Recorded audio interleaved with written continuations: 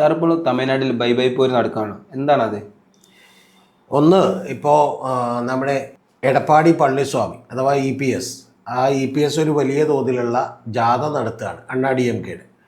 ആ ജാഥയിൽ വലിയ തോതിൽ ഇപ്പോൾ ആൾക്കൂട്ടം ഉണ്ടാകുന്നുണ്ട്. ആ ആൾക്കൂട്ടം എന്ന് പറയുന്നത് ഒരു സ്റ്റാലിൻ ഗവൺമെൻറ്റിനോടുള്ള ഭരണവിരുദ്ധ വികാരത്തിൻ്റെയൊക്കെ പ്രതിഫലനമായിട്ടാണ് ഇപ്പോൾ അവിടെയുള്ള പത്രങ്ങളൊക്കെ റിപ്പോർട്ട് ചെയ്യുന്നത്. നമുക്കറിയില്ല ഇനി അത് ഓർഗനൈസ്ഡ് ആയിട്ട് ഇവരാളെ കൊണ്ടുവരുന്നതാണോ എന്നൊക്കെ അറിയില്ല. പക്ഷെ എന്താണെങ്കിലും ഏതാണ്ട് നിർജീവമായി കിടന്ന ഈ പറയുന്ന പോലെ എടപ്പാടി പളനിസ്വാമിയാണ് ആ യാത്ര നടത്തുന്നത്. പക്ഷേ ആ യാത്രയിലുടനീളം ജനങ്ങളുടെ വലിയ തോതിലുള്ള കൂട്ടമുണ്ടാകുന്നു, ആരവമുണ്ടാകുന്നു, ആളുണ്ടാകുന്നു എന്നുള്ളത് യാഥാർത്ഥ്യമാണ്.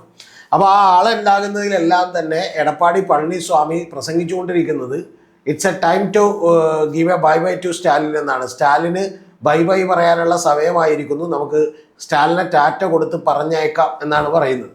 അപ്പോൾ ഇതാണ് എടപ്പാടി പളനിസ്വാമി എല്ലാ ആ ക്യാമ്പയിൻ്റെ തന്നെ മുഖമുദ്ര എന്ന് പറയുന്നത് ബൈ ബൈ സ്റ്റാലിൻ എന്ന് പറയുന്ന ഒരു സ്ലോഗൻ, അത് അങ്ങനെ തന്നെ പ്രചരിപ്പിക്കാനുള്ള വലിയ ശ്രമമാണ് അവിടെ നടത്തിക്കൊണ്ടിരിക്കുന്നത്. അതിൻ്റെയൊക്കെ പ്രധാനപ്പെട്ട കാരണം ഇപ്പോൾ വിജയ് എന്ന് പറയുന്ന ഒരു നടൻ അവിടെ TVK എന്ന് പറയുന്ന വലിയൊരു പാർട്ടിയുമായിട്ട് രംഗപ്രവേശം ചെയ്തിട്ടുണ്ട്. ചിലപ്പോൾ ഒരു 20% വോട്ടുകൾ വരെ അദ്ദേഹം പിടിക്കുമെന്ന് കേട്ടിട്ടുണ്ട്.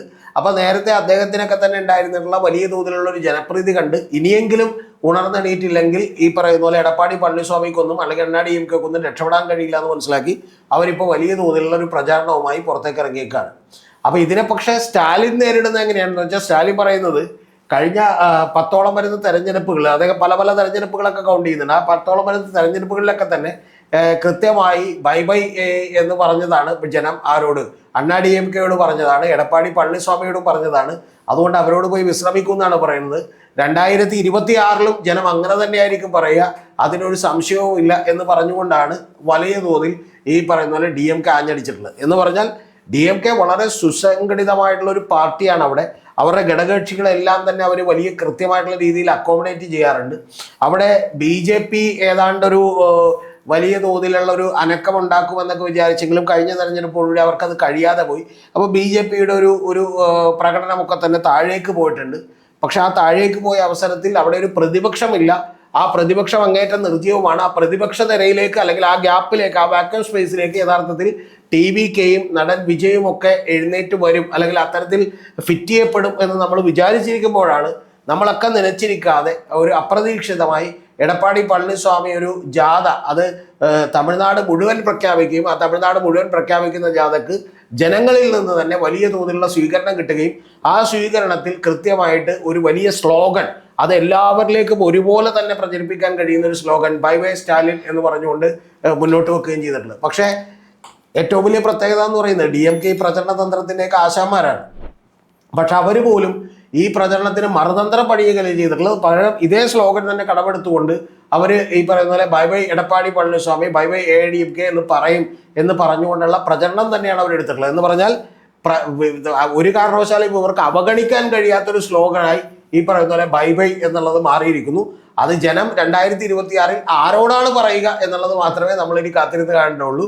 അത് സ്റ്റാലിനോട് പറഞ്ഞിട്ട് TVKയും നടൻ വിജയും മുഖ്യമന്ത്രിയാകുമോ, അതോ ഈ പറയുന്ന പോലെ എടപ്പാടി പളനിസ്വാമി വീണ്ടും വരുമോ, അതോ ഇവരോടൊക്കെ ബൈ ബൈ പറഞ്ഞുകൊണ്ട് MK സ്റ്റാലിനെ തന്നെ വീണ്ടും നിലനിർത്തുമോ എന്നൊക്കെ ഉള്ളത് 2026 കാത്തിരുന്ന് കാണേണ്ട ഒരു കാര്യമാണ്. പക്ഷേ വളരെ പ്രധാനപ്പെട്ട ഒരു കാര്യം, ഇപ്പോൾ നമ്മുടെ കേരളത്തിലൊക്കെ തന്നെ ഇപ്പം നിങ്ങൾ ശ്രദ്ധിച്ചു നോക്കിയാൽ അറിയാം, നിലമ്പൂർ തെരഞ്ഞെടുപ്പ് കഴിഞ്ഞപ്പോൾ തന്നെ കേരളത്തിൽ LDR ഒരു 2026 നിയമസഭാ തെരഞ്ഞെടുപ്പിലേക്കുള്ള ഒരു മൂഡായി തുടങ്ങിയിട്ടുണ്ട്. സാധാരണ അത് അടുത്ത ജാനുവരിയൊക്കെ ആകുമ്പോഴാണ് വരാറുള്ളത്. അതിൻ്റെ പ്രധാനപ്പെട്ട കാരണം എന്ന് പറഞ്ഞാൽ പലപ്പോഴും ഈ പറയുന്ന ഒരു ഭരണം മാറി അടുത്ത ഭരണം വരും, പിന്നെ UDF വരും, പിന്നെ LDF വരും എന്നുള്ള ഒരു നോർമൽ കൺസെപ്റ്റിലാണ് പോയിക്കൊണ്ടിരുന്നത്. പക്ഷെ ഇപ്പം അങ്ങനെയല്ല. ഇപ്പോഴേ മുതലേ പരിശ്രമിച്ചില്ലെങ്കിൽ ഒരു കാരണവശാലും ഇതൊന്നും പിടിച്ചെടുക്കാൻ പറ്റില്ല, LDFനെ തോൽപ്പിക്കാൻ പറ്റില്ല എന്നുള്ളത് UDFനും, ഇപ്പോഴേ പരിശ്രമിച്ചില്ലെങ്കിൽ ഭരണം നിലനിർത്താൻ പറ്റില്ല എന്നുള്ളത് LDFനും, ഇപ്പോഴേ പരിശ്രമിച്ചില്ലെങ്കിൽ ഒരു 5 സീറ്റെങ്കിലും നേടാൻ ദുഷ്കരമായിരിക്കുമെന്ന് BJPക്കും ഒക്കെ മനസ്സിലായിട്ടുണ്ട്. അപ്പോൾ അതുകൊണ്ട് എല്ലാവരും തന്നെ ഒരു ആക്സിലേറ്റർ മുറുക്കി കൃത്യമായിട്ട് ആ റൂട്ടിൽ കയറി ഓടിക്കൊണ്ടിരിക്കുകയാണ് കേരളത്തിൽ.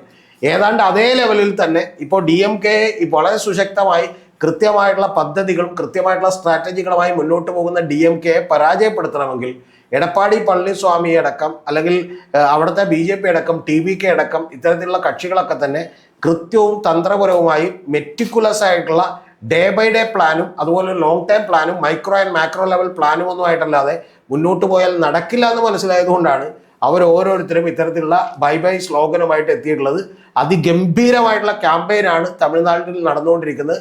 എടപ്പാടി പളനിസ്വാമി ചെല്ലുന്ന സ്ഥലങ്ങളിലെല്ലാം തന്നെ ജനത്തെ ഇളക്കി മറിച്ചുകൊണ്ട് ഒരു പ്രകടനവുമായി മുന്നോട്ട് പോവുകയാണ്. DMKയും തമിഴ്നാട് പോലീസും അടക്കം കൃത്യമായി ഇതിൻ്റെ റിപ്പോർട്ടുകൾ എടുത്തുകൊണ്ടിരിക്കുകയാണ്. എത്രത്തോളം ആൾ കൂടുന്നുണ്ട്, ഇത് ഭരണവിരുദ്ധ വികാരമാണോ എന്നുള്ളത്. ഇത് കഴിഞ്ഞ് സ്റ്റാലിൻ ഇതിനെ എങ്ങനെ നേരിടാൻ പോകുന്നു എന്നുള്ളതും കൂടി നമ്മൾ കാത്തിരുന്ന് കാണേണ്ട ഒരു കാര്യമാണ്. പക്ഷെ താൽക്കാലികമായി ഇപ്പോൾ സ്റ്റാലിനും പറയുന്നത്, നിങ്ങളോട് കഴിഞ്ഞ 10 തെരഞ്ഞെടുപ്പുകളിൽ ജനം ബൈ ബൈ പറഞ്ഞതാണ്, ഇനി അടുത്ത തെരഞ്ഞെടുപ്പിലും പ്രതീക്ഷയൊന്നും വേണ്ട, നിങ്ങളോട് ബൈ ബൈ തന്നെ പറയും എന്നാണ്. ഇനി ജനം യഥാർത്ഥത്തിൽ ആരോടാണ് ബൈ ബൈ പറയുന്നത് എന്നുള്ളത് നമുക്ക് കാത്തിരുന്ന് കാണാം. അതാണ് ബൈ ബൈ ക്യാമ്പയിൻ.